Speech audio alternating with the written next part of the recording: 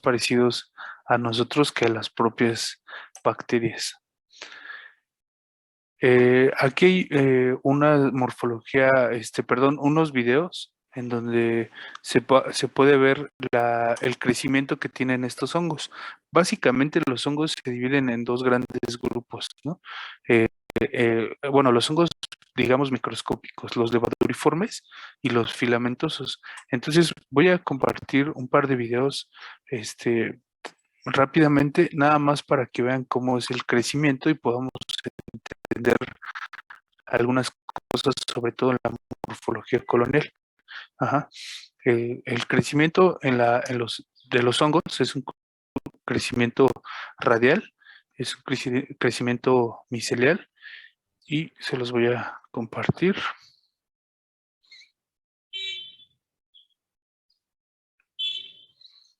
Y vean, este es un crecimiento de un hongo filamentoso.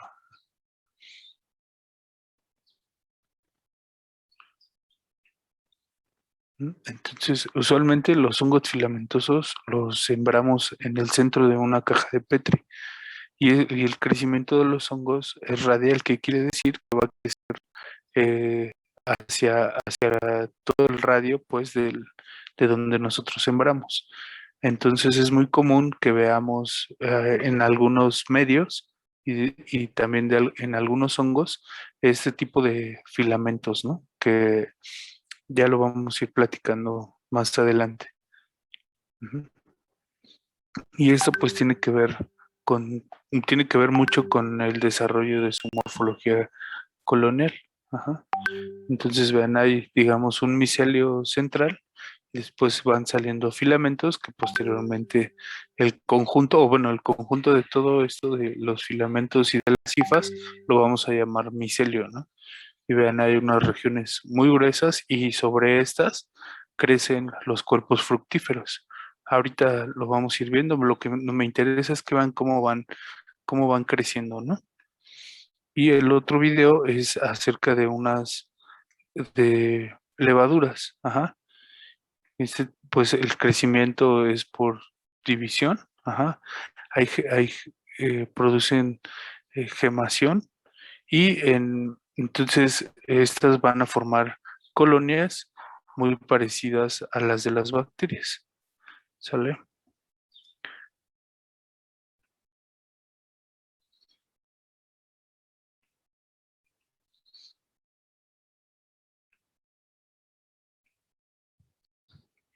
Y aquí están, ¿no? Vean cómo van formando estas gemas que son unas estructuras muy pequeñitas que se van formando en el ápice, o en un extremo de la levadura.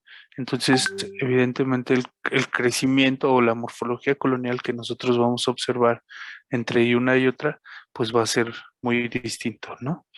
Es muy rápido, está a una velocidad, digamos, en cámara rápida, pero lo que podemos ver es cómo se agrupan, pues, ¿no?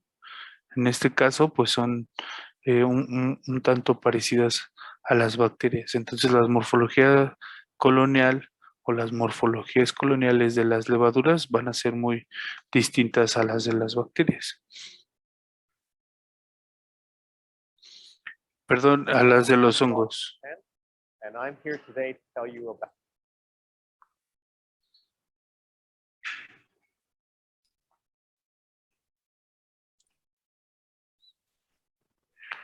Jóvenes, pregunten todo esto porque todavía no hemos visto reproducción en eucariotes.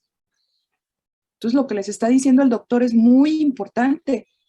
Creo que yo hubiera tenido cuando menos aquí esperado 2 participaciones de ustedes o 3, ¿no? Preguntas diferentes. Pregunten, por favor. Perdón, maestro. Sí, adelante, con toda confianza. O sea, es algo, digamos, un tema nuevo, completamente nuevo para ustedes, porque eso pues tiene que ver con la reproducción de organismos eucariotes a diferencia de los eucariotes, ¿no? De los procariontes, ¿no? Brenda, Entonces, sí, adelante. El crecimiento de estos hongos es bueno, o sea, lento o rápido, bueno, ¿de qué dependería ¿Qué tan rápido pueden crecer? Mira, es lento comparado con el de una bacteria, ¿no? Aunque hay hongos que crecen muy rápido. Por ejemplo, saprolegnia, que es un hongo que infecta peces y anfibios. Ese hongo crece en unas 72 horas, ¿no?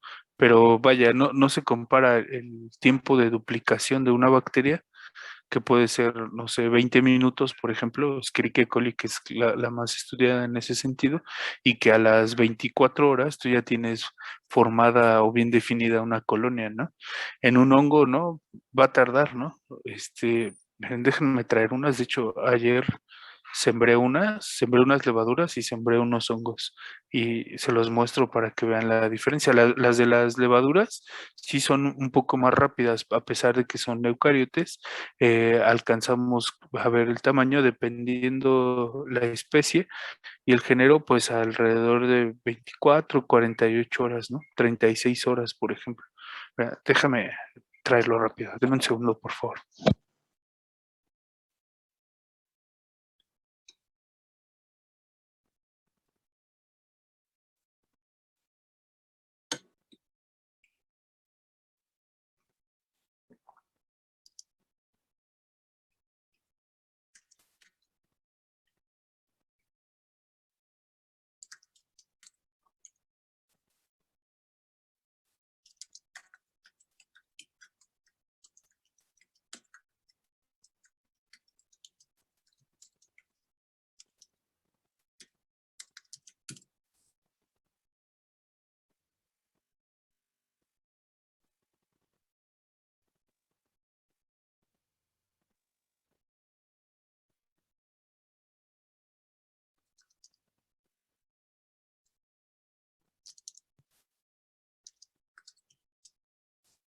Listo. Voy a dejar de presentar para que vean. A ver, voy a encender mi cámara y a ver si alcanzan a ver, ¿no? Me dicen si no se ve. Pero miren, por ejemplo, estos no son de ayer, más bien son del 5. Ajá. Evidentemente, este de acá es el hongo y pues vean el tamaño que tiene, ¿no? O sea, realmente hoy que es 9 tiene 4 días y pues pues ya se ve el crecimiento, ¿no? Pero vean, y esta de acá es una levadura. Ujú. Y esta la sembré igual el mismo día y pues ya es el tamaño, digamos, mm, este, pues el tamaño máximo que va a alcanzar la morfología colonial de esta levadura. Entonces realmente las levaduras van a crecer en tiempo un poquito más que una bacteria, ¿no? Van a tardar más, pero menos que un hongo filamentoso. Adelante, hay otras preguntas. Aglay, Sí, la hifa es un filamento de las esporas. Es que estaba viendo eso, pero no sabía bien la diferencia entre filamentos.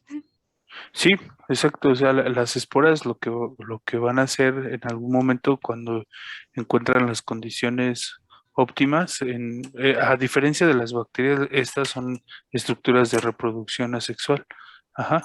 Entonces, estas, una vez que, por ejemplo, si tú pones una espora en un medio, pues va a comenzar a alargarse primero, comienza a alargarse, forma un filamento y de ese filamento, como vieron en el video, se va a ir ramificando, ¿no? Formando hifas y el conjunto de esos, de los filamentos y de las hifas, lo vamos a llamar micelio, que ya va a ser la estructura más compleja, ¿no? En donde ya en ese micelio también ya va a haber cuerpos fructíferos, ¿no?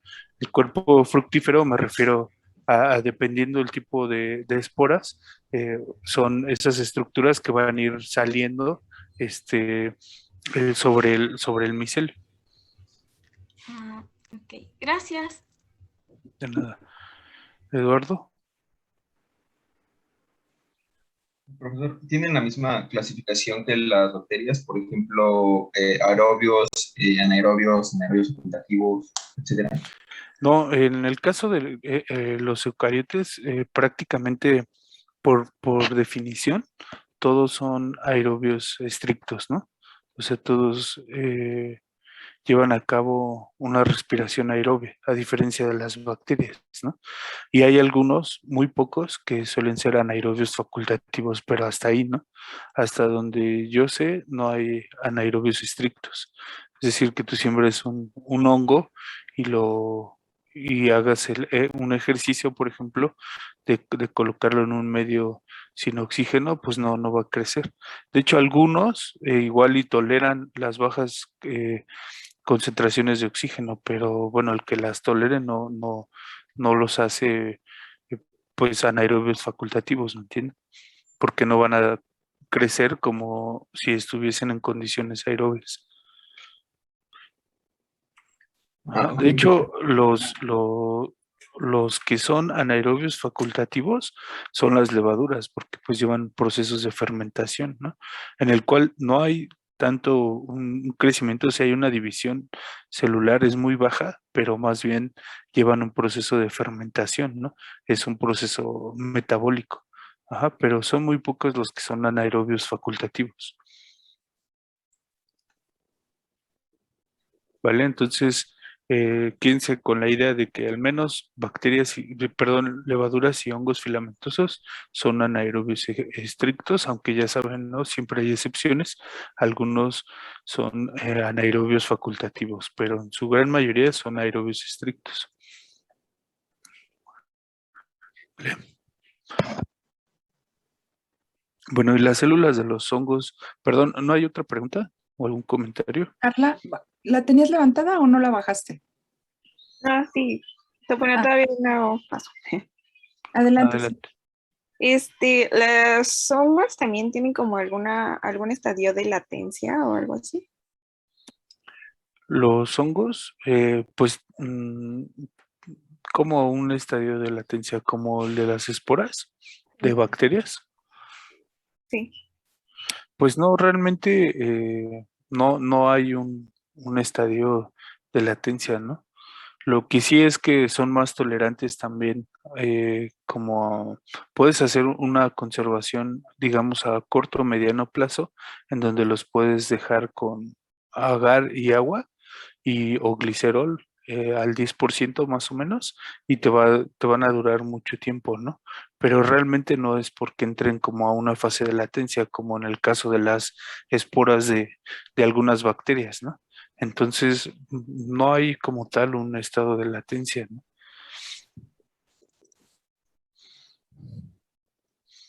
Sí, Sí, gracias. sí, de nada. Bueno, y aquí les ponemos unas medidas. En el caso de las células de los hongos filamentosos, llegan a tener un diámetro desde 2 a 30 micrómetros y presentan una pared celular que en su composición se encuentra la quitina en mayor porcentaje y otros polisacáridos amorfos. Crecen también formando filamentos o hifas y en su conjunto se denomina como micelio, ¿no? Que es lo que ya veíamos hace un rato. Entonces acá les ponemos una imagen de unas levaduras y vean, de hecho estas están por aquí, algunas se están gemando. Este es un examen en fresco, una preparación en fresco. Esta también es en fresco, pero lleva azul de algodón, lactofenol, ajá, que es el colorante que se utiliza comúnmente para observar los hongos filamentosos. Y también está 40X. Ujú. Y ven, pues este es un hongo filamentoso y ya por ahí podemos ver ya algunas estructuras que se están formando y podemos ver los filamentos, ¿no? Eso lo vamos a detallar en algunas diapositivas más adelante. Ahora, en cuanto a las características de la morfología colonial, pues como ustedes pueden ver, en este caso son mucho menos que en el caso de una morfología colonial de bacterias. Aquí solo son 5 más o menos, y en el de bacterias son alrededor de 10 u 11 características, ¿no? Entonces, en este caso nosotros vamos a checar o a medir o a describir el tamaño, ¿no? Normalmente se hace en centímetros porque pues ustedes ya vieron, ¿no? Llegan incluso a rodear o más bien a saturar toda la superficie de una placa, ¿no? De un medio de cultivo. Entonces hay que hacer o medir el tamaño del micelio aéreo, que el micelio aéreo va a ser la parte superior, por así decirlo. Si nosotros destapamos la caja de Petri, la parte del micelio aéreo es justo esa fracción que nosotros estamos observando. Y el micelio vegetativo, pues bueno, va a ser la parte que se observa embebida en el agar o por la parte posterior, ¿no?, de la morfología colonial. El color, bueno, pues en estos microorganismos hay una amplia gama de colores, entonces pueden describir, vaya, cualquier tipo de color que presente las morfologías coloniales, ¿no? Las más comunes pues son gris, verdes, cafés, amarillas, etcétera, ¿no? Pero pues sí hay hongos de muchos colores, ¿no? Hay una gama muy amplia. La textura, pues básicamente son 5 tipos de textura: algodonosa, vellosa, pulverulenta, aterciopelada y granulosa. Ahorita vamos a ver unos ejemplos. En cuanto a la elevación, puede ser una elevación plana, umbilicada, acuminada, plegada, cerebriforme o crateriforme, ¿no? Pigmento difusible, si presentan o no, y en caso de que presenten, de qué color es este pigmento difusible. ¿Sale? Aquí les mostramos una morfología colonial de un hongo filamentoso, en el cual podemos ver la parte anversa, que es justo lo que les decía. Si nosotros quitamos esta tapa de la caja de Petri, vamos a poder ver la morfología colonial, que tiene un color verde, ¿no? Digo, aquí tiene mucha agüita de condensación, no nos permite ver con precisión el color, pero por ejemplo acá, que casi no hay agua de condensación, se ve de color verde. Y en el caso, en la parte reversa, pues vemos el micelio vegetativo y vean, ¿no? Pues vemos una coloración grisácea o verde grisácea.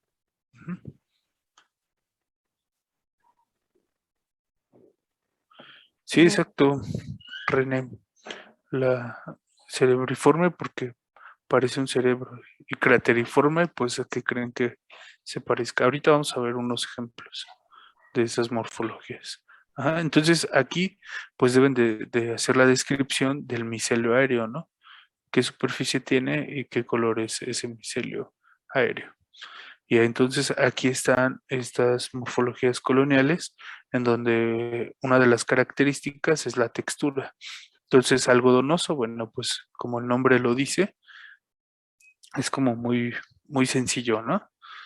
En este caso, pues tiene que parecerse algo como a un algodón, así es, voluminosa, pero pues tiene como esa consistencia de algodón, como, pues sí, cualquier algodón o un algodón de azúcar, ¿no? Ya saben cómo es. Ujú. La vellosa, pues que es como, tiene como vellitos, y esta puede ser, en esta no, digamos, medianamente vellosa o completamente vellosas, ¿no? Ahorita vamos a ver una que es muy vellosa. Entonces describimos esta parte, ¿no? Pulverulenta, pues literal, ¿no? Que es como un cúmulo de polvo bastante grueso, y pues vean, ¿no? Se ve una colonia seca que se va a ver como un polvo muy fino, ¿no? Como arenita muy finita. Ujú. En la textura terciopelada, pues literal como el terciopelo, ¿no? Entonces, vean, esta se ve así como suavecita, ¿no?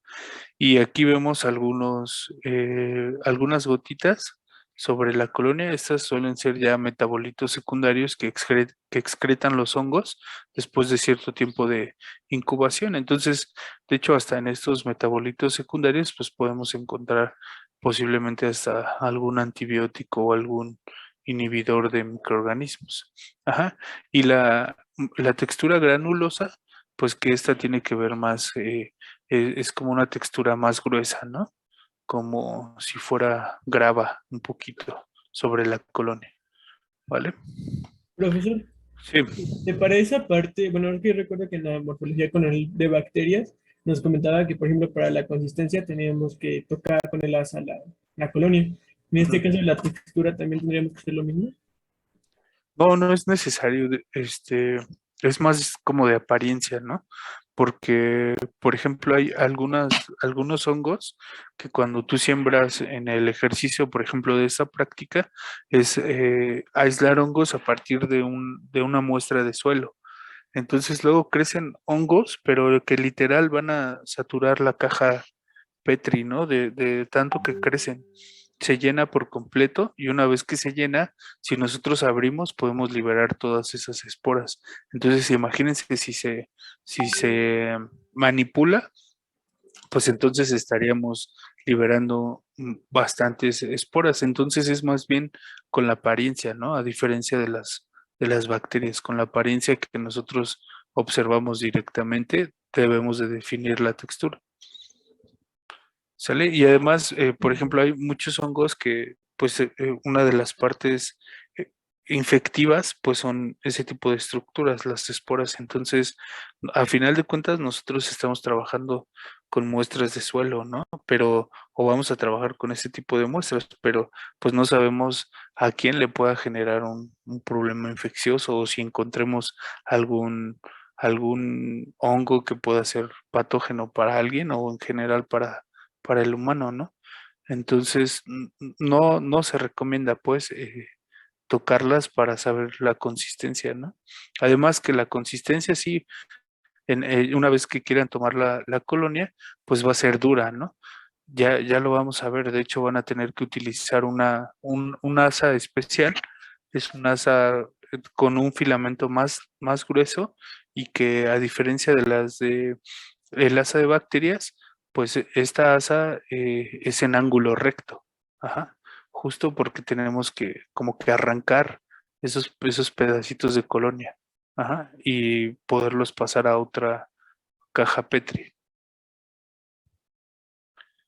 Bueno, en cuanto a la superficie, bueno, aquí está, ¿no? La superficie, pues son 6 en este caso, las características o las opciones que tenemos en superficie. Una, pues es plana, pues esto ya lo hemos visto anteriormente, ya podemos reconocer cómo es una superficie plana, cómo es una superficie umbilicada, es decir, que es como un ombligo, la parte central se va a hundir o va a quedar como inmersa en el agar.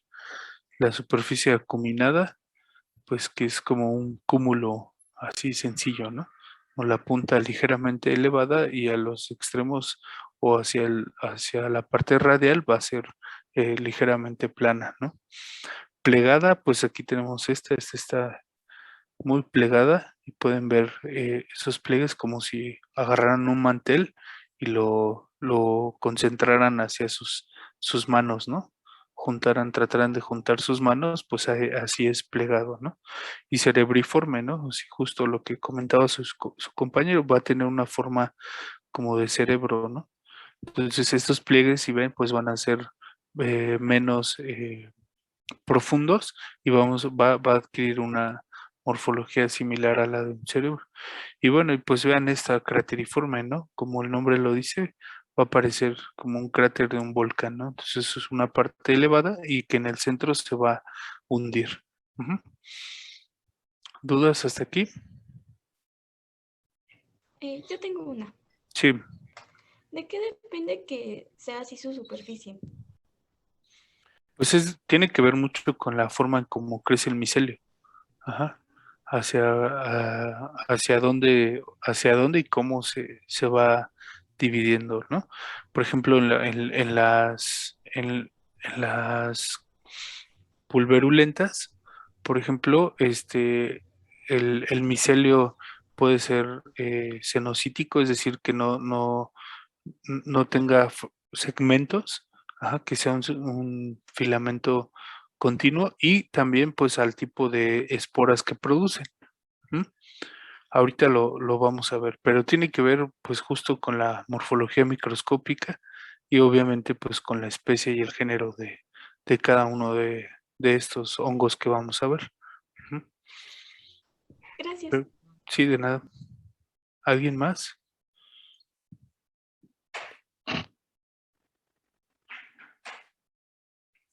Ok. Finalmente, pues definir el pigmento difusible. En este caso, pues definimos si hay o no hay pigmento difusible y así es como se observaría. Ajá, es un pigmento que vamos a encontrar que se produce de manera radial al crecimiento del hongo. Si ven, este pigmento cambia de tono o de coloración el medio, pero no lo enturbia, ¿no? Ajá, o sea, no se hace completamente turbio, siempre lo vamos a ver transparente. Y si ven, pues está alrededor del crecimiento, ¿no? Vean aquí, por ejemplo, que no hay un hongo, vean cómo viene así el pigmento, como que se mete aquí un poquito y luego otra vez vuelve a crecer, porque va a crecer siempre, bueno, más bien se va a producir siempre de manera radial también en el hongo. Ujú. Vean cómo se produce. De hecho, pues este es un honguito que contaminó una placa de BHI. Ajá, digo, no es un medio que se utilice para hongos comúnmente, pero puede crecer y pues aquí vemos cómo se observa ese pigmento difusible. ¿Vale? Entonces aquí nada más deben de decir, ¿hay o no hay pigmento? Y si hay, ¿de qué color? ¿No? Entonces es muy sencillo. ¿Sale? Entonces, estas son las 5 características de morfología colonial que debemos de describir. ¿Tienen alguna duda hasta este momento? No, profesor. No, No, profe. profe. Muy bien.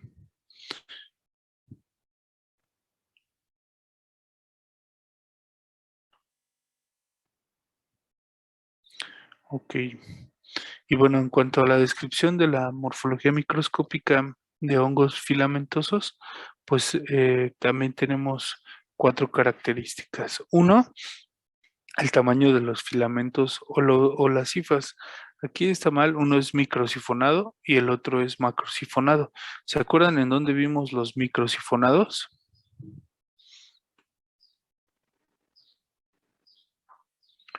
El micelio microsifonado, ¿se acuerdan? ¿Actinomiceto? Fuerte. Es en los actinomicetos. Así es. Sale. Muy bien.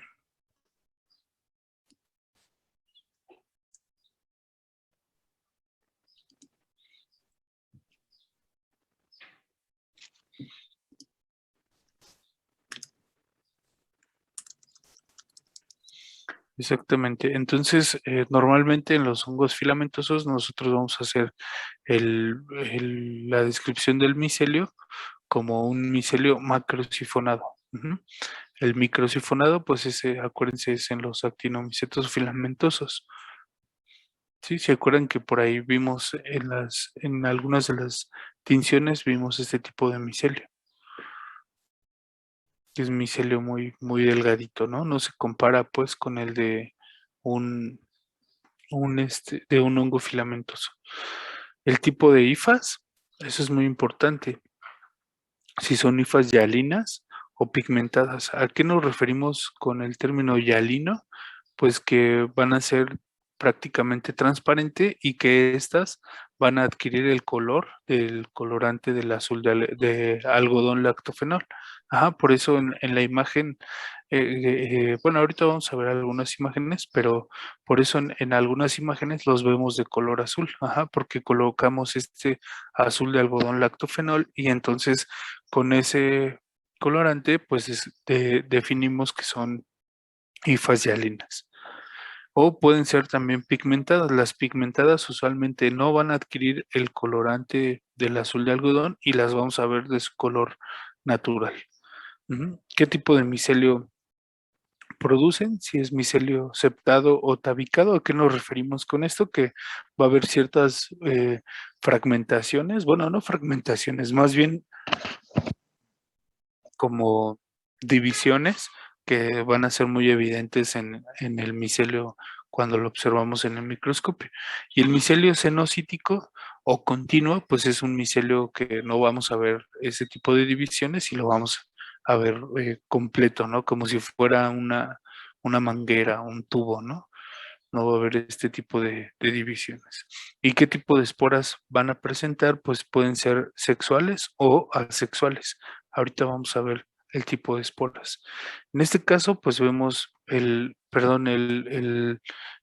tipo de micelio que producen. Obviamente ya dijimos que son micelios macrosifonados. Ujú.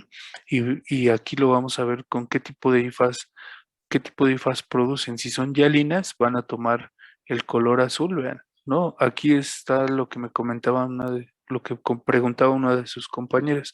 Estos producen estos conidios, que son como ovoides, y conforme va pasando el tiempo, van creciendo, se van alargando, ¿no? Se van alargando tanto que después de aquí van a producir este micelio, y después de este micelio van a producir otras estructuras vegetativas, ¿no? Que van a ser otras esporas. Entonces, si nosotros vemos en nuestra preparación que el micelio está teñido de color azul, cualquier tonalidad de azul es un micelio hialino. Ujú. Y por ejemplo, vean este, que es un micelio pigmentado, aunque el fondo se ve ligeramente azul, porque tiene azul de algodón, el micelio no toma ese colorante, ajá, se queda únicamente con el color original, por así decirlo, que tiene el hongo, ¿no? En este caso es un hongo melanínico, ¿vale? Y el micelio cenocítico tiene que ver si está o no segmentado, ¿no? El cenocítico no está para nada segmentado. Ustedes van a ver que es un tubo completamente. No vemos que esté fraccionado en algún momento. Y en el micelio septado, pues vamos a ver este tipo de divisiones, ajá, como lo muestra aquí la imagen. Y usualmente estos septos o digamos, divisiones, las vamos a ver un tanto equidistantes, ¿no? Es decir, que van a tener como la misma distancia entre una y otra. Ujú. Vean, acá hay otras, pero se ven, bueno, son muy evidentes o son muy claras cuando lo vemos a microscopio. ¿Sale? Estas son el tipo de esporas. ¿Se acuerdan si son esporas sexuales o asexuales? Estas son las esporas asexuales, y va a haber varios tipos de esporas asexuales. Ajá.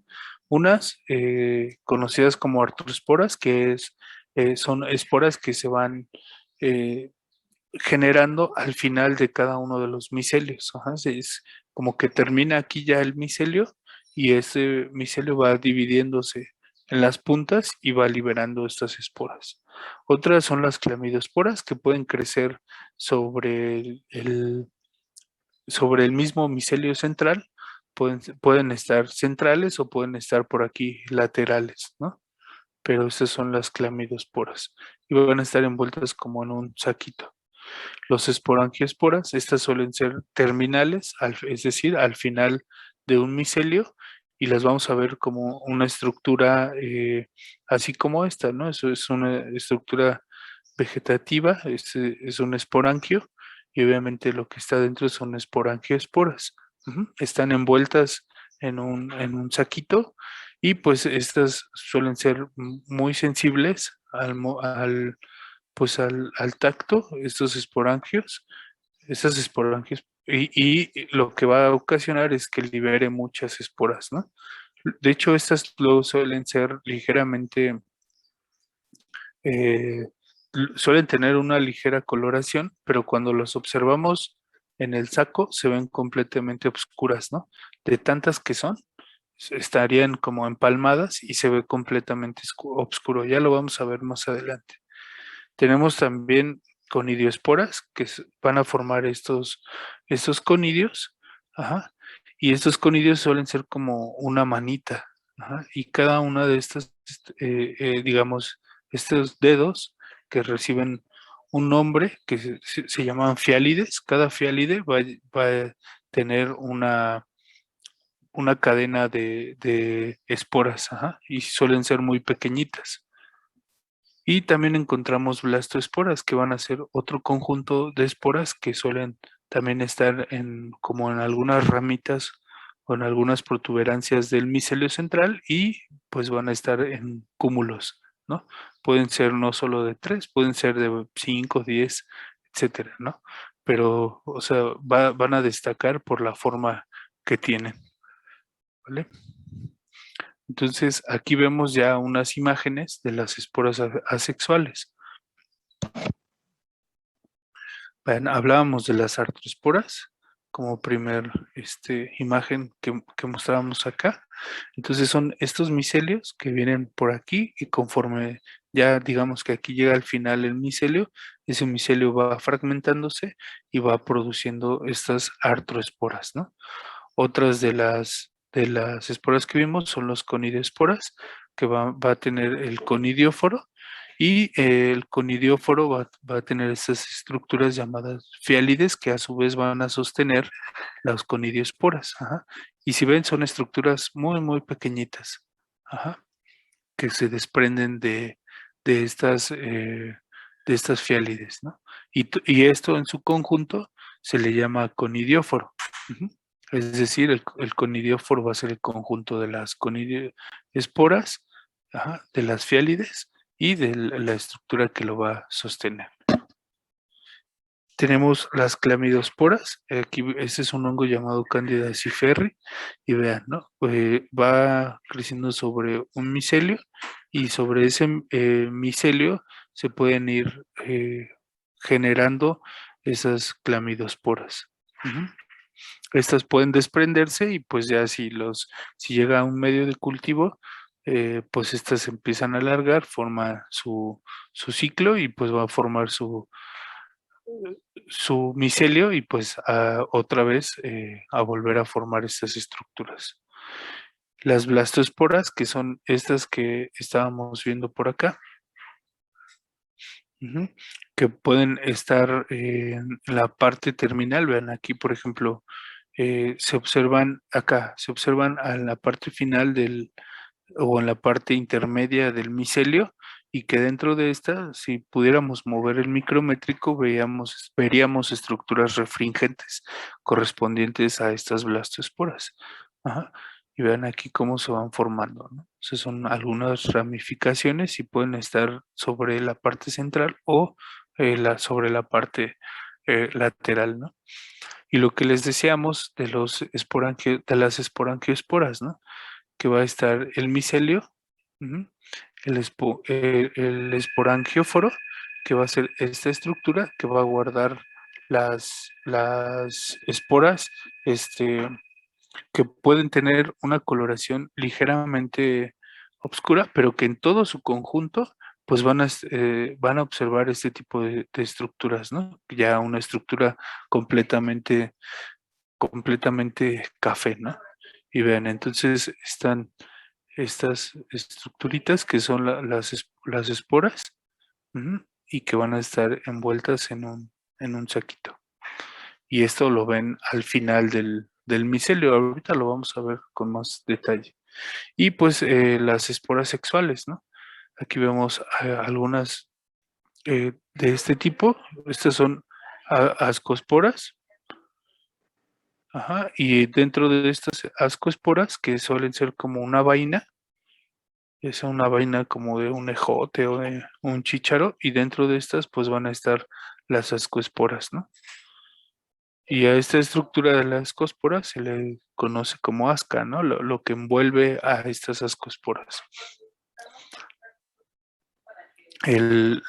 Tenemos otro tipo de estructuras, las basidiosporas, que es como un huevo, pero va a tener un poro germinativo y un apéndice hilar, ¿no? Estas pues van a estar van a estar unidas a un esterigma del basidio, pero bueno, estas suelen estar ya en hongos macromicetos, ¿no? Es decir, ya hongos como tipo champiñón, etcétera, ¿no? Digo que sí las podemos encontrar, pero es menos frecuente, ¿no? Nosotros prácticamente no vamos a estar encontrando estas estructuras. Otras pues son las cigosporas, que tienen esta estructura, un esporangio, el esporangióforo y la cigospora, ¿no? Que es esta estructura.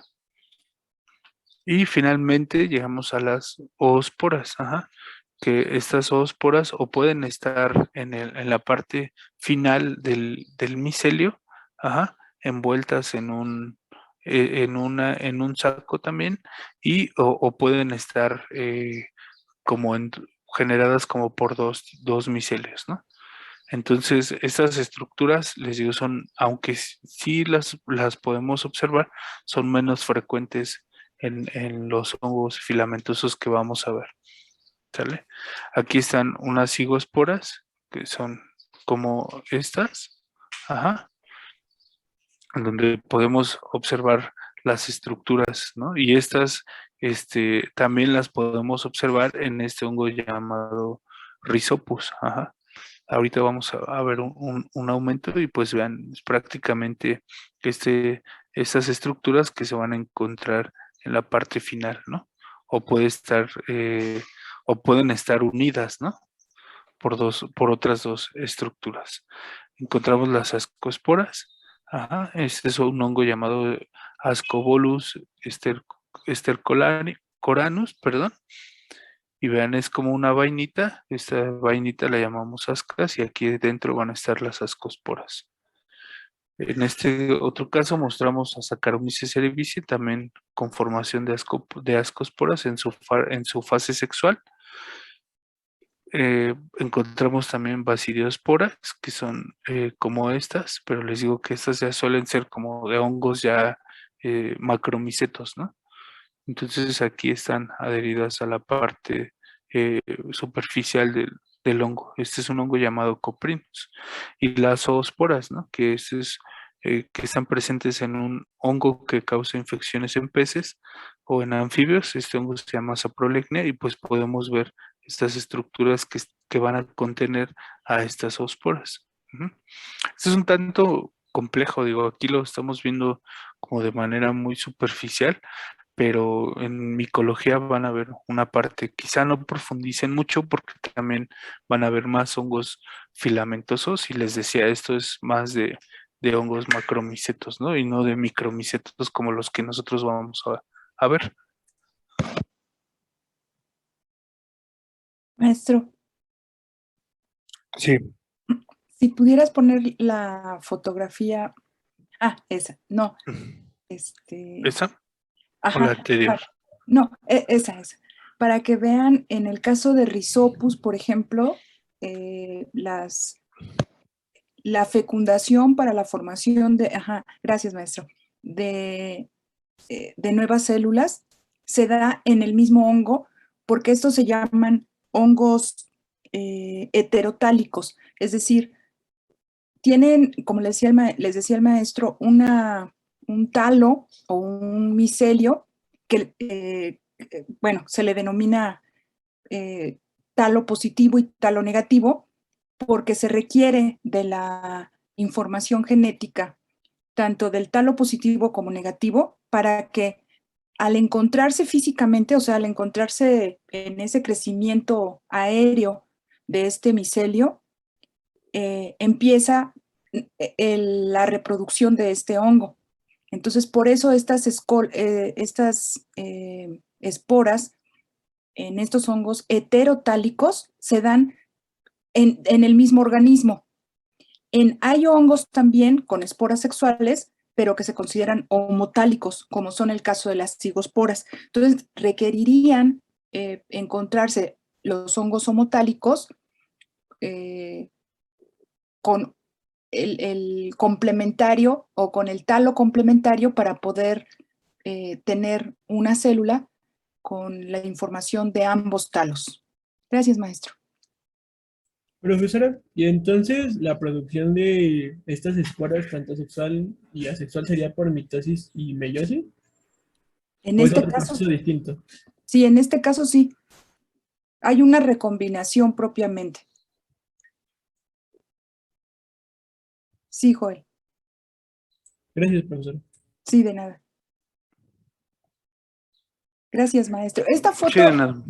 fíjense que están muy bonitas estas fotografías que les está enseñando el doctor porque nosotros lo hacemos, pero no siempre tenemos en el laboratorio las condiciones de temperatura y de nutrientes adecuados para que esta recombinación genética en los hongos filamentosos que en su fase sexual se lleven a cabo.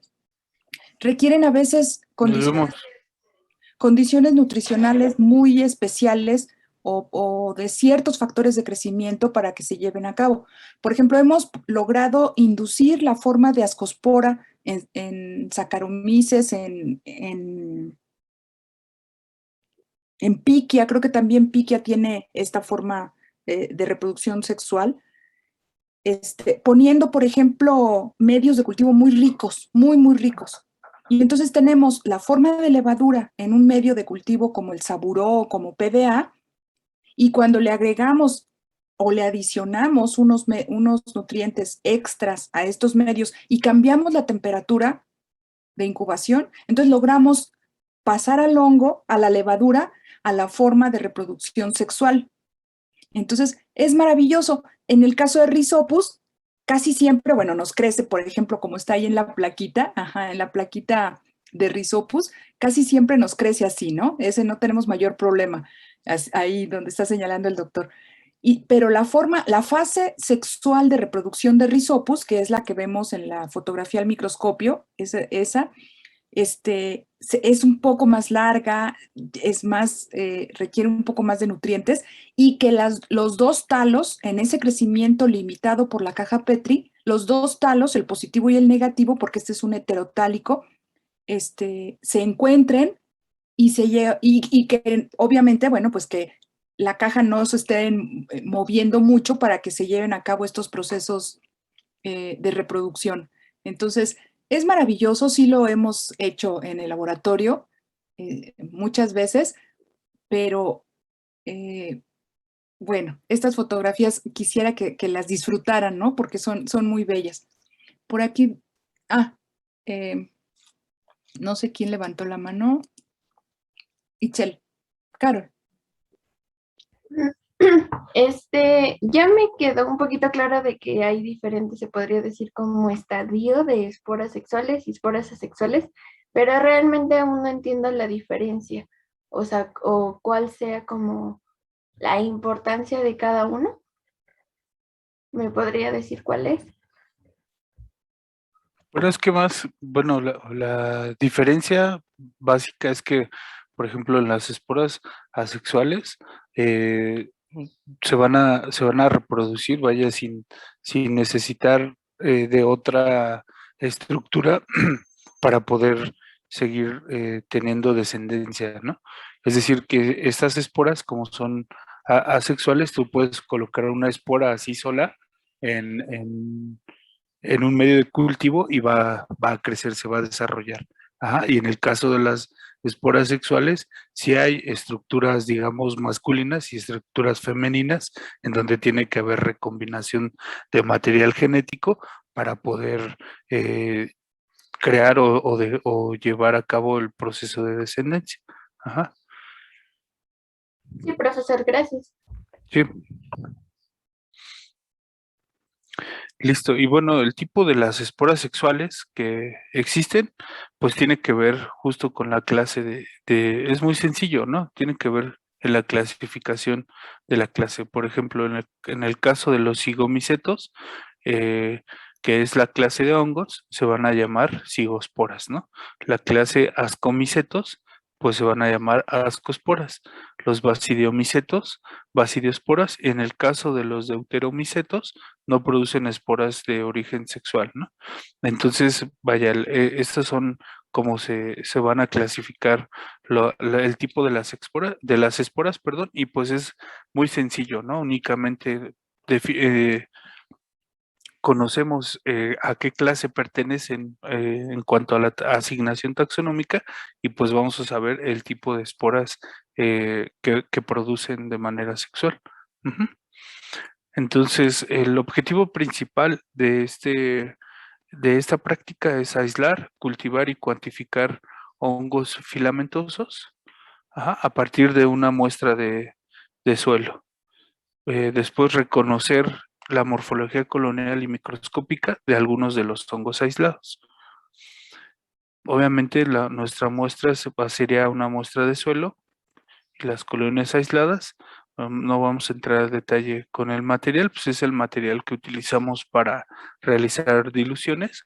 Lo que sí es que vamos a utilizar medios de cultivo distintos, ¿no? Medios de cultivo que no habíamos estado utilizando, digamos, anteriormente, ¿no? En las prácticas anteriores. Entonces, uno de los medios que vamos a utilizar es gelosa saburo. Ajá. El gelosa saburo, una de las características es que tiene un pH de 5.6. Y bueno, no solo en el gelosa saburo, sino en general los hongos filamentosos tienen un pH ácido. Ujú. Perdón, los medios que se utilizan para crecer los hongos filamentosos tienen un pH ácido. Entonces, otra de las características que tenemos también es que contienen una alta concentración de azúcar. En este caso, contiene el 4% de glucosa, ¿no? Esto que está como dextrosa o maltosa, pues es dextrosa más bien, es igual a glucosa. Entonces tiene una fuente de nitrógeno que va a ser la neopeptona, va a tener glucosa, obviamente agar, agua, y pues esto se ajusta el pH a ligeramente ácido, ¿no? Un pH de 5.6, y pues aquí en este medio nos pueden crecer hongos filamentosos o levaduras.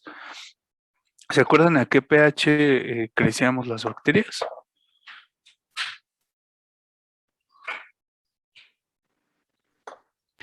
pHs neutros.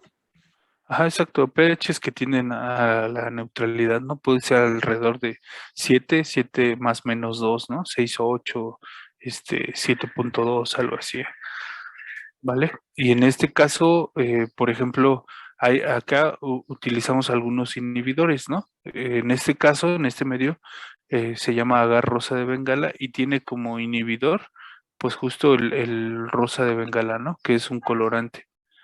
Ajá, su concentración, bueno, la concentración a la que se usa es muy baja y lo que va a inhibir pues es el crecimiento de bacterias, y también lo que va a inhibir es el crecimiento radial en los hongos, ¿no? Es decir, que si va a haber varios hongos, que ese crecimiento radial, en vez de esparcirse o de distribuirse por toda la superficie, pues vamos a inhibir esa distribución y vamos a tener colonias, digamos, de un diámetro más reducido.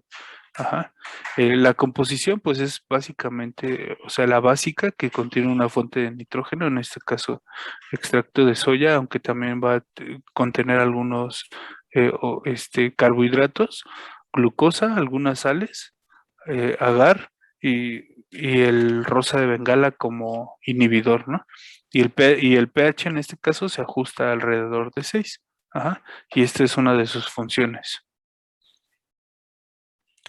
El medio de cultivo papa dextrosa agar, pues contiene igual, ¿no? Una fuente de carbono que va a ser la dextrosa, se ajusta el pH a 5.6 y aquí contiene infusión de 250 gramos de papa. Esta infusión, pues se puede hacer de manera muy artesanal. Pones a cocer literal un cuarto de papa con agua y todo esa agua que ya ebulle después de cierto tiempo de ebullición, alrededor de unos 5 minutos de ebullición, la utilizas como infusión, ¿no? Entonces tú vas a enriquecer ese medio con esa agua con la cual herviste las papas, ¿no? Ya normalmente en este tipo de agar o de agares ya viene la infusión deshidratada, ¿no? Viene leofilizada y entonces ya este medio ya viene con esta composición, ¿no? Completamente deshidratado. Pero, pues, por ejemplo, si tú quieres hacer un agar casero, por así decirlo, pues usas glucosa, usas el agar y usas tu infusión de papa y ya nada más ajustas el pH a 5.6.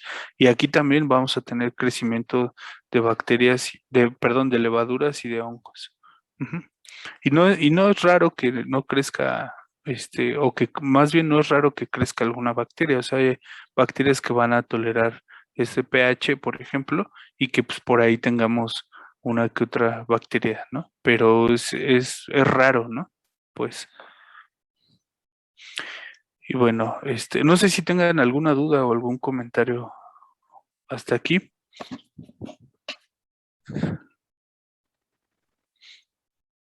Vamos bien.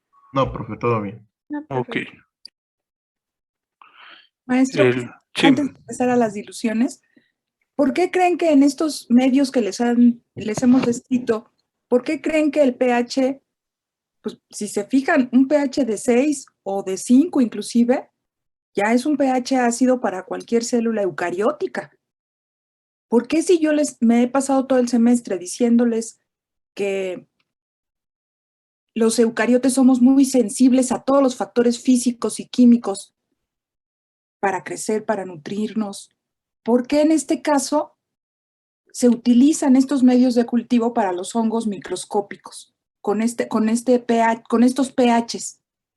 Porque son más resistentes, como había mencionado el profe. A mí se me hace más fácil relacionarlo como que, por ejemplo, si las bacterias, su fase de latencia es creando una espora, entonces como estos hongos están llenos de esporas, son aún más resistentes. Pero también podría ser porque, bueno, por su pared, ¿no? Que contiene quitina y pues es un polisacárido muy duro. Más resistente. Son enlaces químicos que resisten estos pHs, Joel, claro. Por supuesto, ahorita lo que dijo Carol y lo que mencionó Joel es sumamente importante, porque esta característica estructural de la composición química de sus envolturas o cubiertas nos permite hacer estos ajustes en la concentración de hidrogeniones y que no se afecte ni su función ni su permeabilidad de nutrientes, porque pueden crecer, ¿no? Exacto, es debido a la composición química de su pared celular, por supuesto, más que de las esporas, Carol, más que de las esporas, porque en este caso las esporas en los hongos cumplen la función de reproducción más que de resistencia a factores físicos o químicos. Es de reproducción.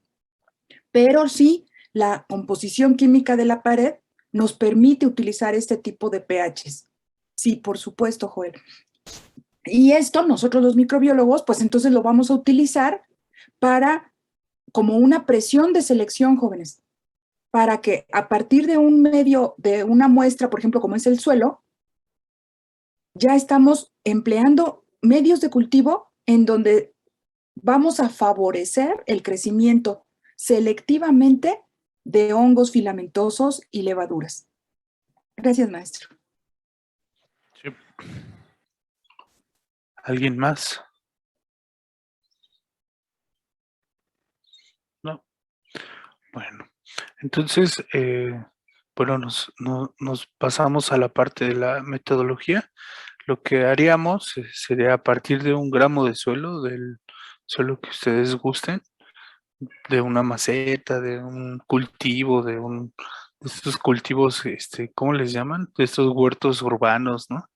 Podrían traerse 1 gramo de suelo y lo que haríamos sería pesar 1 gramo o colocar 1 gramo de suelo aproximadamente.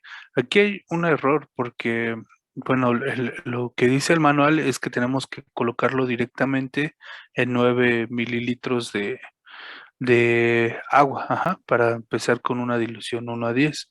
Entonces tendríamos que hacer la corrección o hacer la corrección del cálculo al final del, de llevar a cabo la metodología, ¿no?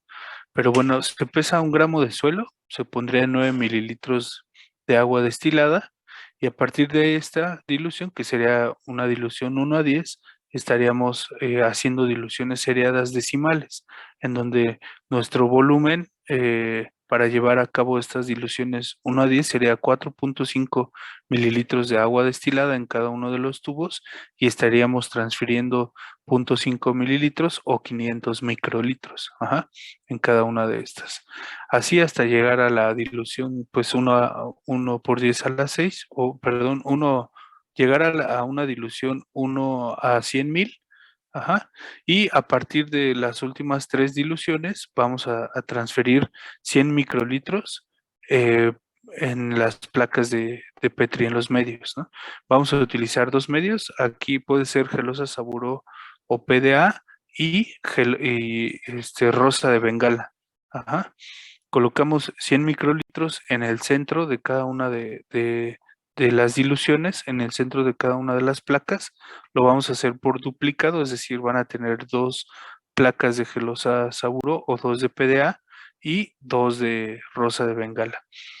Colocamos esos 100 microlitros en el centro de la placa y con una varilla acodada previamente estéril con alcohol pasándola por el mechero, vamos a distribuir nuestros microorganismos en toda la superficie.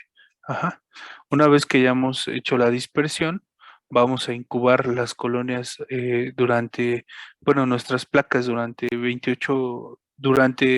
72 a 96 horas o una semana y vamos a incubarlo a una temperatura de 28 grados centígrados, ¿no? ¿A qué temperatura incubamos las bacterias?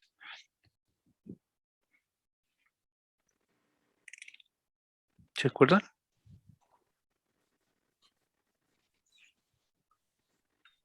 A ver, Mariana. Sí, Joel. Mariana. Sí, Ujú. adelante.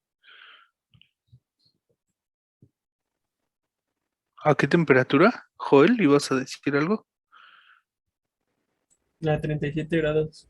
37, 37. Ok. Seguros, ahí no hay de otra, ¿no? Las bacterias siempre se incuban a 37 grados y los hongos o levaduras, salvo que sean levaduras patógenas, pues se incuban a 37 grados, mientras que los hongos se van a incubar alrededor de 28 grados centígrados. Esa es una diferencia, pues muy marcada, ¿no? Siempre los hongos, como estos son ambientales, siempre se incuban a esta temperatura, ¿no? Salvo que sean patógenos, y aún así podrían estar creciendo a temperatura ambiente, ¿vale? Entonces, ojo con eso, que no se les olvide, siempre bacterias 37 grados y hongos 28 grados, ¿vale? Una vez que haya pasado este tiempo de incubación, entonces vamos a obtener colonias ya en nuestros medios de cultivo y vamos a hacer el, el- el cálculo de unidades formadoras de colonia por gramo de suelo. Ajá. Y pues descripción de la morfología colonial, y yo aquí la pongo entre comillas. ¿Por qué creen que lo pongo entre comillas? Lo hice adrede.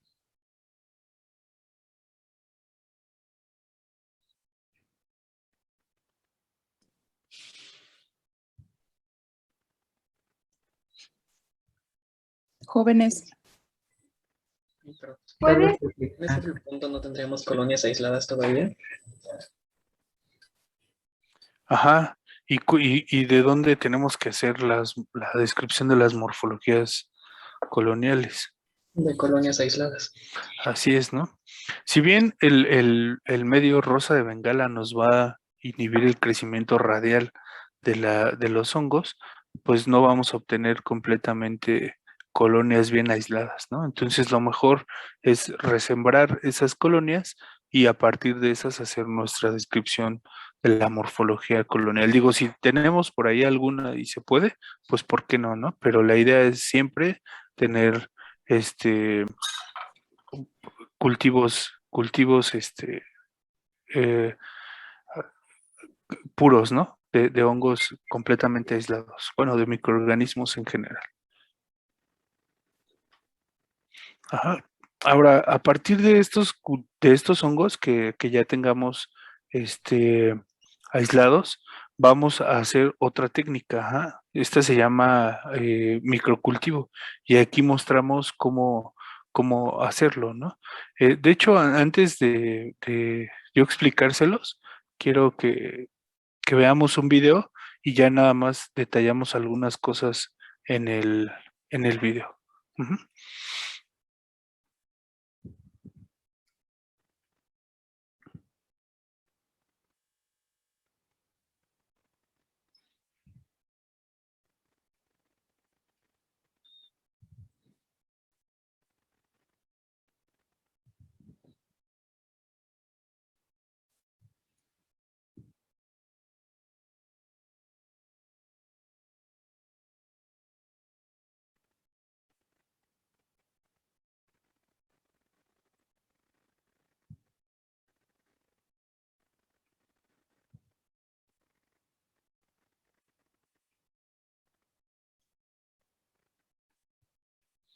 El video no tiene sonido, pero igual vamos a ir comentando algunas cosas. Pero es prácticamente como lo haríamos, ¿no? Y es nosotros lo llamamos como microcultivo, ¿vale? Y es una técnica que la van a utilizar también bastante en micología.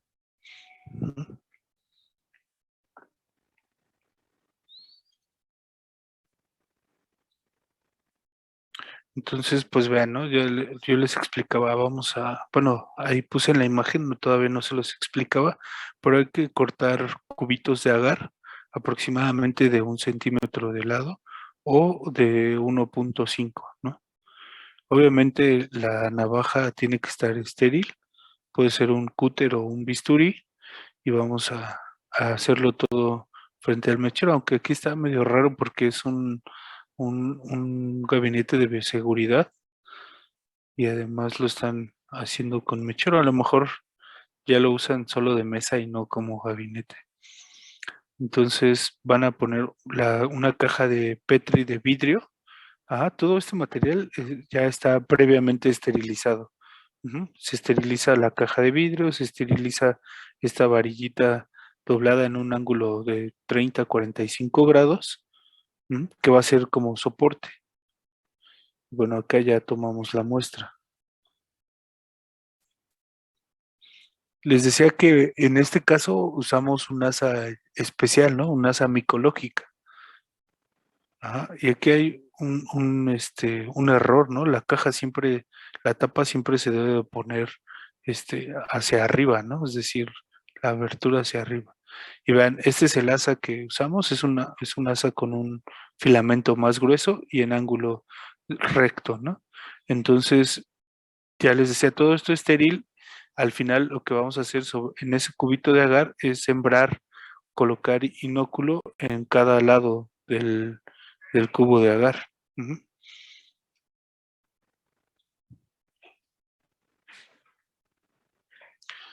No, exactamente, pues los anillos y las pulseras, pues son, digamos que están prohibidos usarlos o trabajar con ellos, ¿no? O sea, no es lo más correcto. Este video creo que es de la India o algo así, no sé de dónde sea, pero no es lo correcto, ¿no? O sea, hay algunas cosas que nosotros debemos de cuidar, ¿no? Y remarcar. Entonces, si ven, pues hay que inocular en los 4 lados, ¿no? Del, del cubo de agar. Y finalmente vamos a colocar un cubreobjetos estéril, ¿no? Sobre este cubito de agar. Le falta inocular un lado. Se le había olvidado poner el cubreobjetos. Y bueno, ya ponen el cubreobjeto, recargan un poquito la pinza para que se adhiera bien. Y entonces cuando esto lo incuben, el crecimiento va a quedar adherido por un lado en la parte del portaobjetos y por otro en el cubreobjetos. Y aquí lo que está colocando es agua destilada o puede ser glicerol al 10%, y esto con la intención de mantener una cámara húmeda, para que el agar no se seque, haya condiciones de humedad adecuadas y que el hongo pueda desarrollarse de mejor manera, pueda crecer mejor. Y al final, este cubre objetos lo retiramos y a partir de ahí lo llevamos a la observación a microscopio. No sé si tengan algún comentario al respecto. Ahorita lo vamos a detallar en la presentación. No, profe, todo bien. Ok, si no, sobre la marcha. Entonces, bueno, ya que vieron cómo se hace, pues vamos a detallar algunas cosas, ¿no? A partir de nuestro agar que vayamos a usar, puede ser PDA o Saburo, vamos a marcar por la parte trasera una cuadrícula con 1.5 centímetros de cada lado o de 1 centímetro. No, es indistinto, no hay ningún problema. Entonces, se recomienda que sea 1.5, sin embargo, porque pues hay más superficie y ahí puede crecer más el hongo, a que si colocamos un centímetro únicamente, ¿vale? Entonces, bueno, ya les decía, el material que vamos a utilizar es una caja Petri, la varilla de vidrio que va a estar en un ángulo de 30 a 45 grados, el portaobjetos y 2 o 3 cubreobjetos por si se nos rompe uno, ¿no? Todo este material se esteriliza, ya saben bajo qué condiciones. Ajá, se esteriliza en vapor, se esteriliza por calor húmedo y a partir de aquí, una vez que ya tenemos nuestro fragmento de DNA, de agar cortado, pues lo colocamos en el portaobjetos, ¿no? Ya tenemos nuestro crecimiento de los hongos y pues vamos a Profesor, sí, perdón, ¿está compartiendo? ya me aventé como 3 diapositivas, ya ven, y no me dicen. Perdón. Ahora sí, ¿no? Bueno, ya les decía acá, hacen su cuadrícula, cortan su fragmento de agar y esta es la cajita Petri que van a utilizar, ¿no? Ah, no sabía si había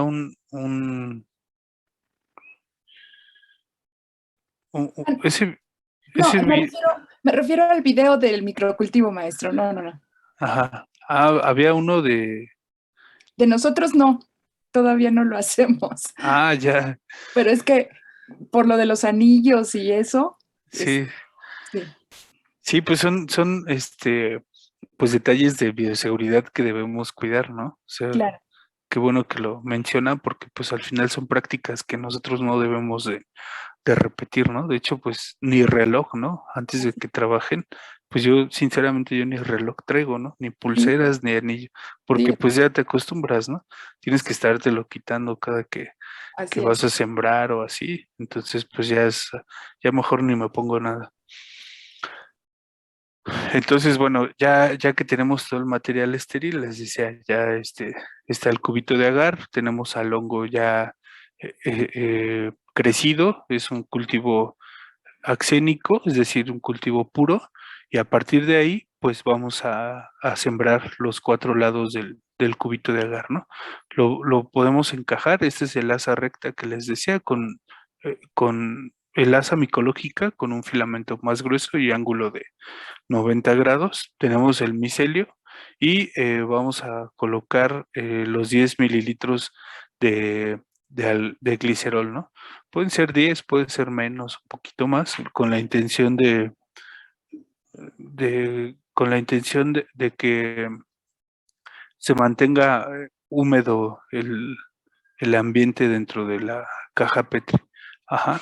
Dejamos incubar alrededor de una semana y ya saben, ¿no? Las condiciones, 28 grados centígrados alrededor de una semana, 96 horas, dependiendo, ¿no? Hay que ver qué tan rápido o tan lento crece los hongos, pero suelen dejarse una semana y finalmente retiramos el exceso de ese glicerol. Obviamente, como ya estuvo en contacto indirecto con el hongo, pues no sabemos si por ahí hay esporas o no, pues lo desechamos en un recipiente o lo manejamos como un RPBI. Ajá. Ese glicerol lo vamos a sustituir ahora por formaldehído, al 10%, y lo vamos a dejar una hora. ¿Qué función creen que tenga que tenga el formaldehído? O sea, ¿se acuerdan eh, que ya lo vimos en algunas de las prácticas anteriores?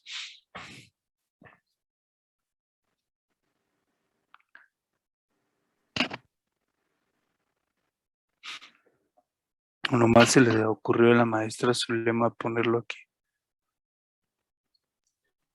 ¿Podría ser para fijar la estructura? Exacto, es para fijar, ¿no? ¿Se acuerdan? De hecho, el formol, pues no sé si ustedes ya llevaron histología, ¿no? Ahí no les dijeron que los tejidos se fijan también con formol al 10%. Ahí está una práctica en donde, digo, no lo hicieron, pero pues, les comentaron, ¿no? Que tenían que traer un ojo de una res y que tenían que fijarlo con formol. Pues sí, es justo para eso, ¿no? Para fijar en este caso, al hongo, porque pues no sabemos si son patógenos o no, que pues casi todos son ambientales, pero pues no debemos confiarnos, ¿no? Entonces, ustedes incluso pues lo van a hacer el microcultivo para identificar hongos patógenos, ¿no? Y ahí les van a pedir una uña gruesa con ciertas características que tenga hongo y van a hacer esta técnica. Entonces, pues también por eso deben de fijarse esos hongos, ¿no? Imagínense, van a andar ahí todo con la cabeza tiñosa, ¿no? Bueno, porque pues este hongo también puede causar tiña, ¿no? El formol se agrega a la superficie de la placa. Ajá. Lo dejamos aquí y sustituimos el glicerol. Ya ven cómo pusieron en el video, cómo colocaron el agua, ¿no? El agua con glicerol. Entonces el formaldehído va a quedar aquí, lo tapamos y lo dejamos 1 hora que actúe. Ajá. Entonces, en teoría ya vamos a tener estructuras eh, fúngicas, pero ya fijadas en formaldehído. Ajá. Y obviamente ese hongo pues ya va a estar desarrollado, va a haber partes del cultivo que va a estar, bueno, que va a estar adherido, muchas de las estructuras van a estar adheridas al portaobjetos, ajá, y otro tanto va a quedar en el portaobjetos.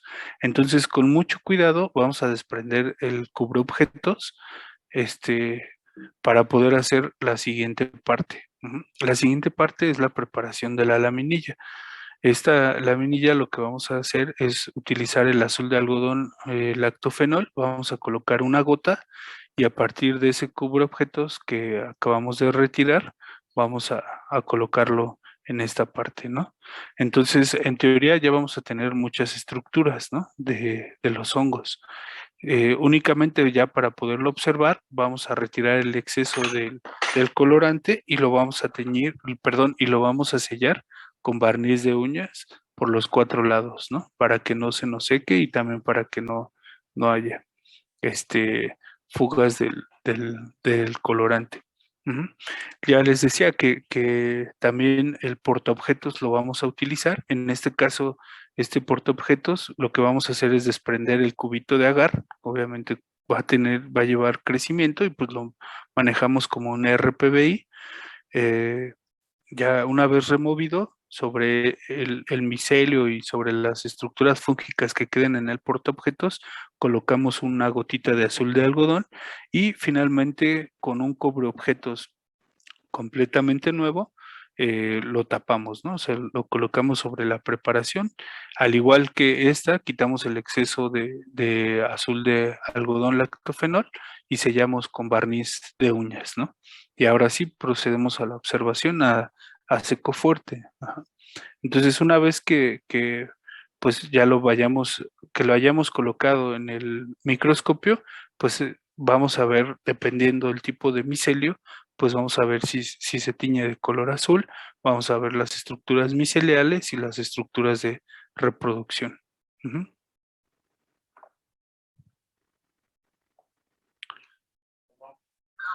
Sí, y bueno, este es uno de los resultados, pero antes de pasar a los resultados, este, eh, se me pasó comentarles esto que nos dijo la maestra. Ajá, esta estructura microscópica es de mucha importancia porque tiene importancia taxonómica. ¿A qué me refiero? Que si nosotros vemos con ciertas características una estructura, podemos asignar taxonómicamente hacia un género o incluso o hacia una especie el hongo que estemos aislando. Entonces, por eso es muy importante que el cubreobjetos que estamos desprendiendo de acá no sea manipulado bruscamente para no desprender estas estructuras. Esas estructuras son súper sensibles al movimiento, ¿no? Entonces una vibración de más o cualquier cosa de más puede a dañar estas estructuras y pues no podremos utilizarlas para los fines taxonómicos. Entonces son de suma importancia que se conserven completas para poder hacer una buena descripción de la morfología microscópica, ¿no? De hecho, esta descripción microscópica, para poder describir una especie, por ejemplo, si se trata de una especie nueva, hay que medir y contar todas estas estructuras, ¿no? Por ejemplo, cuánto mide el micelio, el tamaño de las esporas. Por ejemplo, en este caso, bueno, aquí no se ve, pero también en algunos que producen cadenas de conidios, contar cuántos conidios tiene una cadena en promedio, etcétera. Entonces, vaya, la importancia de la observación microscópica en este tipo de hongos es fundamental, ¿no? Para la identificación y para la descripción de especies. ¿Alguien tiene alguna duda o algún comentario hasta aquí de lo que hemos visto? Profe, ¿qué medio de cultivo es ese? ¿Qué color es? Violeta. ¿Sí? ¿No se ve rosita? El agar rosa de Bengala, ¿no? Así es. Ajá, ¿se acuerdan que íbamos a usar el agar rosa de Bengala? Pues se los presentamos. Acá está, ¿no? Es el agar rosa de Bengala. Y si ven, hay el tamaño de las colonias, o sea, sí está, bueno, es que igual no han visto una en PDA o en SDA, pero bueno, usualmente estas colonias tienden a crecer o a saturar toda la superficie del medio. Ajá, entonces aquí las vemos pues relativamente delimitadas, ¿no? Porque acuérdense que este medio, bueno, el rosa de Bengala, lo que hace es limitar el crecimiento radial de estos hongos. Ujú. Y vean, en este caso, pues no se pudo. Si no hubiéramos sembrado en rosa de Bengala, este hongo estaría completamente distribuido en toda la superficie. Entonces, bueno, aquí la idea es que ustedes puedan hacer el conteo de las unidades formadoras de colonia, puedan ver la diversidad de hongos que hay. ¿A qué me refiero? A que puedan ver la cantidad de hongos diferentes que hay en la muestra, ¿no?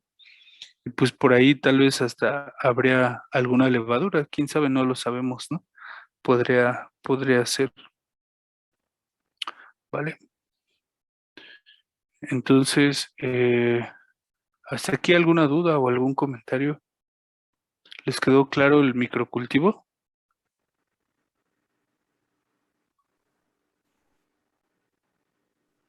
Creo A que ver, sí. Ok. Maestros, no sé si... a ver, Mauricio, dígame cuáles son el objetivo principal de hacer microcultivo.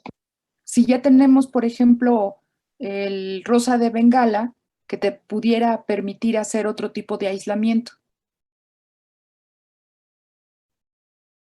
¿Cuál es el objetivo de hacer microcultivo?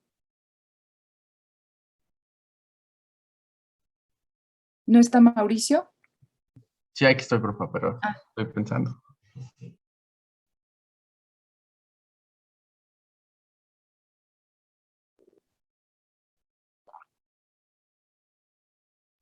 No, profe, no, la verdad no. Ok.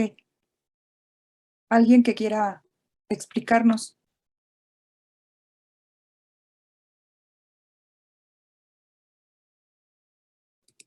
Entonces empiezo por los que tengo muy poca participación.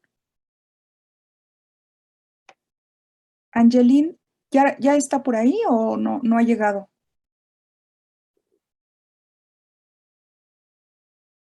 No está. Mariana, que anda muy calladita estos últimos días.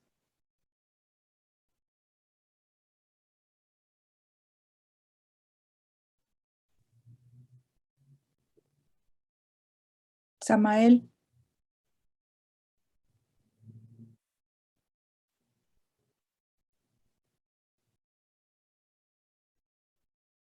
A ver, René dice identificar qué hongos se encuentran en una muestra.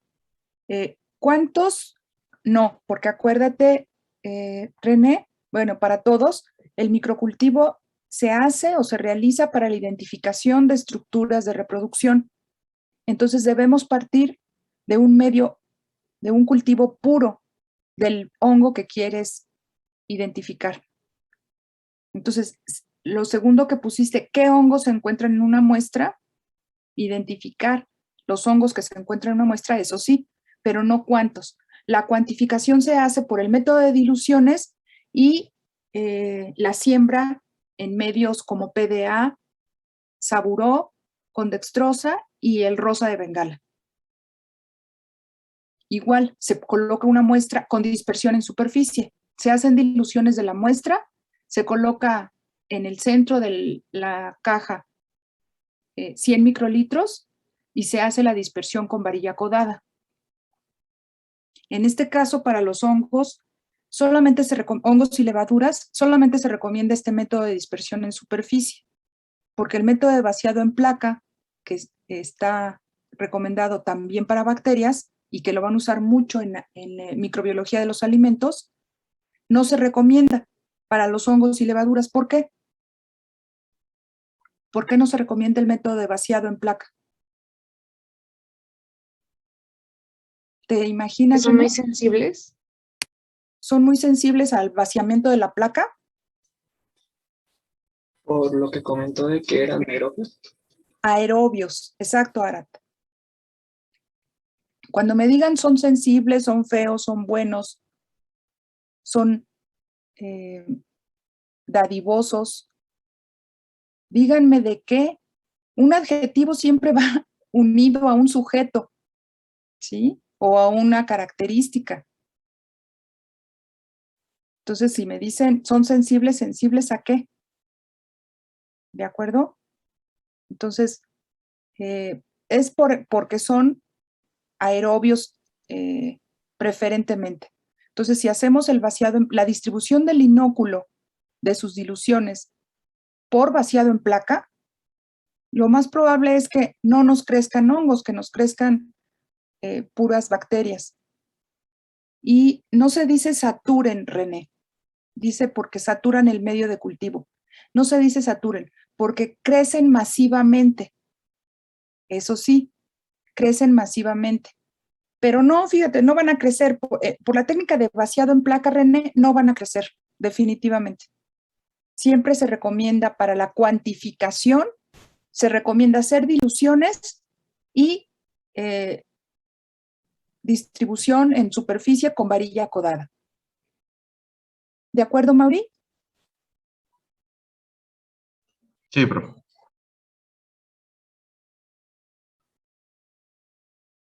Entonces, un método el método de diluciones con distribución en agar es para cuantificar. Y el método de microcultivo es para identificar.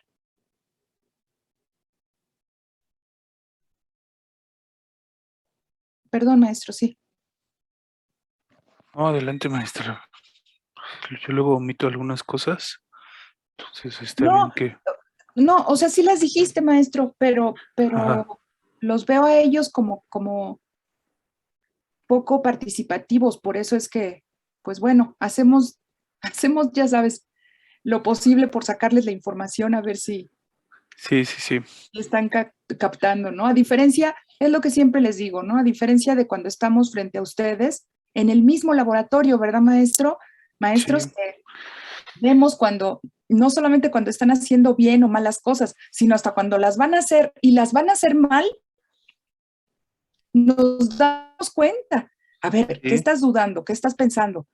Hasta eso, porque los vemos, ¿no? Pero aquí, pues, no tenemos otra herramienta más que preguntarles y preguntarles, y esto sería más ágil o menos directo, digamos, que me tenga que agarrar la lista si ustedes participaran, ¿no? Porque a veces la duda de uno es la duda de varios más. Entonces, tal vez hasta de todos, ¿no? O hasta de todos, claro. Entonces,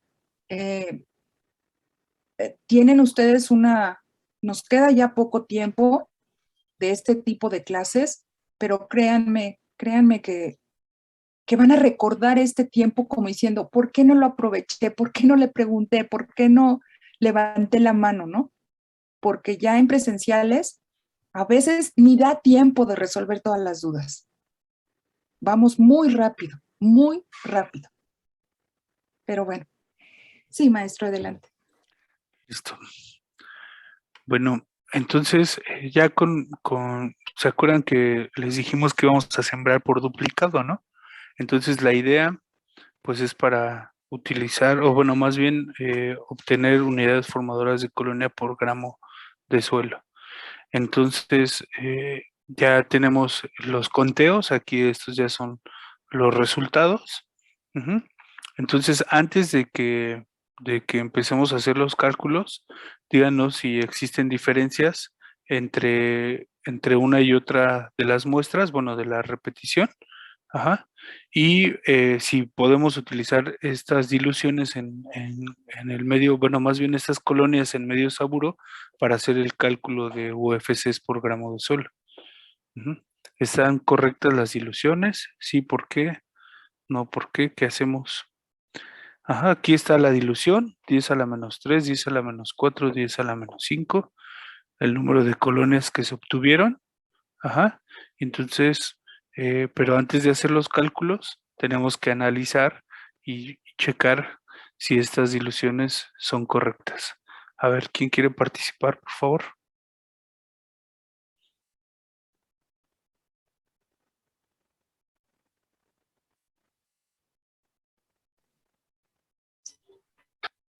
Profe, tengo una duda Sí. más, pero es sobre la diapositiva anterior. Ajá. Esas manchitas que se ven como con el rosa un poquito más saturado, ¿son las colonias de bacterias que nos dijo que a veces pueden crecer? ¿O qué son? ¿Estas? Sí. Sí, pues podrían ser algunas bacterias que son resistentes a esa concentración de colorante, ¿no? Una por un lado sería eso, o la otra, les decía, en este medio también pueden crecer levaduras, ¿no? Entonces, digo, por la morfología, podrían ser, no, quizá no todas las que están tan brillosas, pero sí podría haber por ahí alguna morfología de levadura, ¿no? Y también de bacteria, aunque serían las menos, ¿no? De acuerdo. Gracias.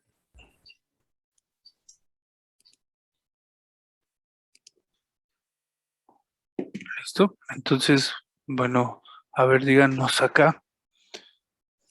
¿Están bien las diluciones? ¿Las podemos utilizar? ¿No están bien?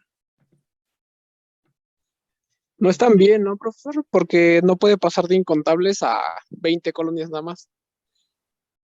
Ajá, entonces, pero, ¿qué más observas, no?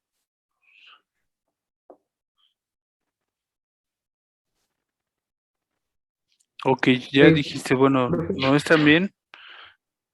¿Se acuerdan cuáles son las características que debemos de tomar en unas diluciones o cuando hacemos diluciones? Que haya una secuencia lógica, ¿se acuerdan? Entonces, díganos, ¿hay una secuencia lógica? No. ¿Qué, No. qué estaríamos esperando?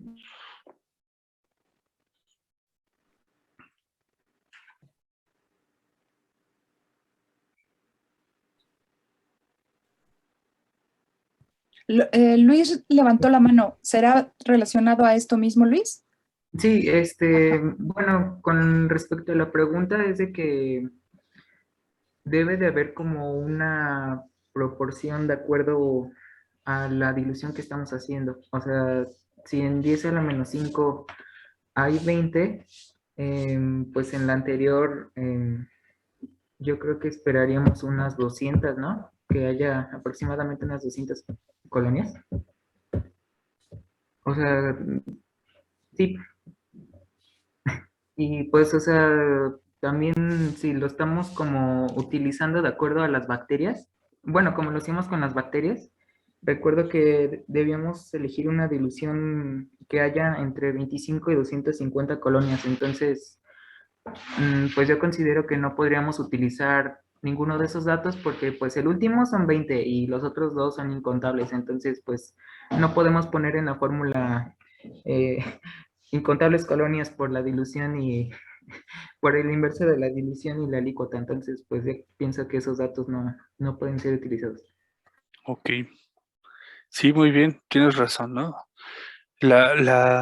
Justo es lo que queríamos que observaran, ¿no? O sea, uno, que no hay una secuencia lógica. Si aquí tenemos 20 colonias en la última dilución, aquí teóricamente esperaríamos 200 o una cifra alrededor de 200. Y si aquí hay 200, acá debería de haber alrededor de 2000. Ajá. Es decir, que haya esa secuencia lógica, ¿no? Porque estamos diluyendo 10 veces una muestra. Y lo mismo acá, tendría que haber 10, 100 y 1000, ¿no? Aunque aquí pues estaría habiendo prácticamente el doble. Eso por un lado, ¿no? Por el otro está correcto lo que dices, ¿no? Que deben de ser entre 25 a 250 colonias o entre 30 a 300, ¿no? Entonces, en este caso, cuando tenemos duplicados o triplicados, se saca un promedio. Ujú. Entonces, si nosotros sacamos el promedio de 20 más 10, pues sería 15, ajá. 20 más 10, 30 entre 2 sería 15. Entonces, pues se rechaza, digamos, estas diluciones. Uno, por las UFCs que, bueno, no hay una secuencia lógica, y la otra porque no entran en el intervalo de unidades formadoras de colonia. ¿Sale? Sí, ¿Y a qué creen que se deban estas diferencias finalmente?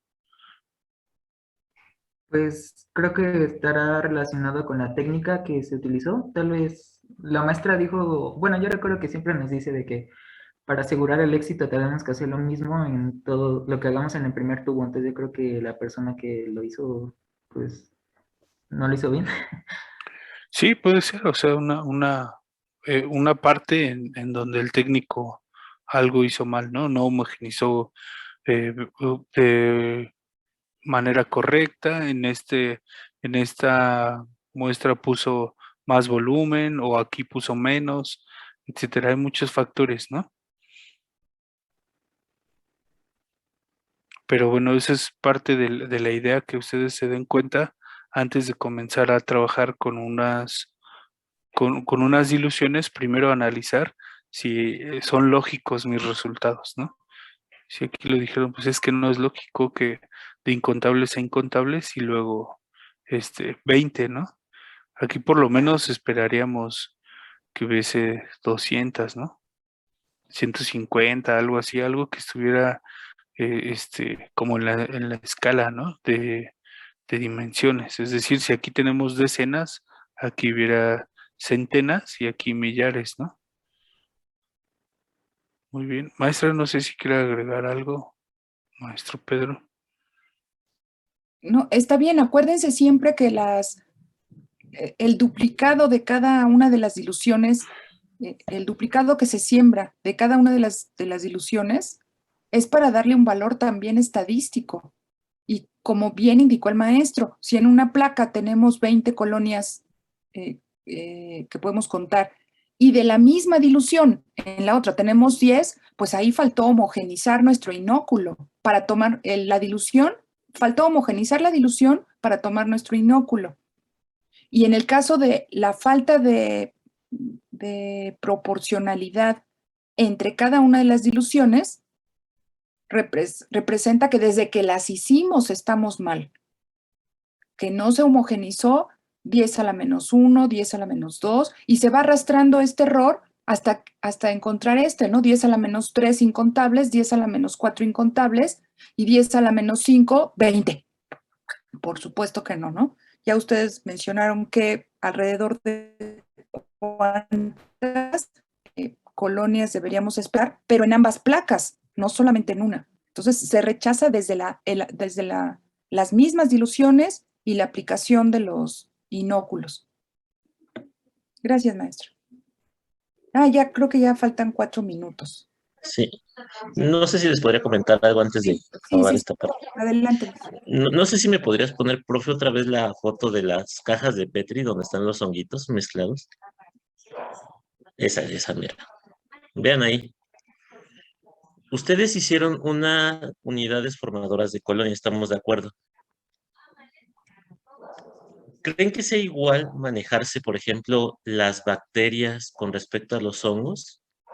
Porque acuérdense que en bacterias sí es muy válido, ¿no? Decir de 25 a 250 y de 30 a 300. ¿Pero creen que sería igual?